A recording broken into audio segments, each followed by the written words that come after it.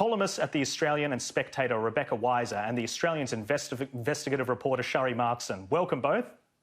Thanks, Jack. Lovely to... Well, thanks for joining me. Shari, let's start with you. Look, am I being too harsh on Kevin Rudd? Is he actually the saviour that media deserves? Look, the point is Kevin Rudd was Prime Minister. If he had wanted to have a royal commission into the Murdoch press, he could have done so, but he didn't. What he did instead was he cozied up to the Murdoch press. He did everything he could to try and get positive coverage. And ahead of the 2007 election, the majority of News Corp publications did support him over John Howard to be the next Prime Minister. That's something he doesn't acknowledge. He says in his campaign that News Corp always supports the coalition. Well, that's not the case. The Australian newspaper, the Daily Telegraph at the time, supported him, not John Howard, ahead of that 2007 election.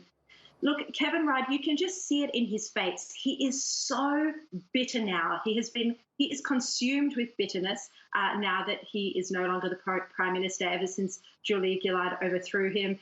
He's also even more bitter that Julie Bishop wasn't able to pull off the job for him at the United Nations, that Malcolm Turnbull blocked that. And his whole energy now seems to be devoted to criticising News Corp. He doesn't acknowledge that, in fact, News Corp is extremely important in Australia.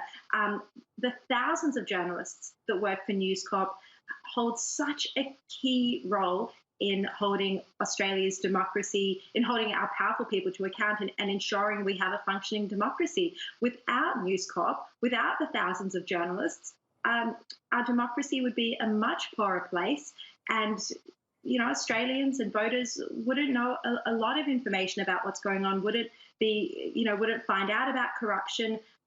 He should be grateful. Everyone should be grateful that News Corp continues to invest in newspapers, in television, and in journalists. Yeah, and Rebecca, I mean, it's quite interesting because I don't think journalists are above being criticised. In essence, that's what this show, it's the entire function of this show is to do. So it'd be hypocritical of me to say that we shouldn't be criticised. But it's a bit strange when politicians are the ones dictating media coverage. What do you think about all of this?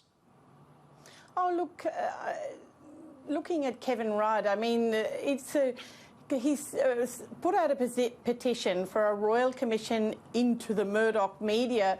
He hasn't actually said what is the problem. What does he think has happened which shouldn't happen? I mean, the only reason that the Murdoch media has the support that it has is because people put their hand into their pocket for their hard-earned dollars and actually pay for it, unlike the ABC, which actually has a much bigger platform when you measure it across radio, across television and across the internet. So, I mean, I have to agree with Shari that I think this is more about, this pitiful relevance deprivation syndrome that Kevin is suffering ever since. And let's remember, it had nothing to do with the Murdoch media. It was Kevin's cabinet members. It was Kevin's caucus that got rid of Kevin. And, the media reported on it, but those were the people who did it, and they were very public about why they got rid of him. Yeah, exactly. I mean, he should probably put some of the blame towards some of his own colleagues, and he obviously did something very similar himself.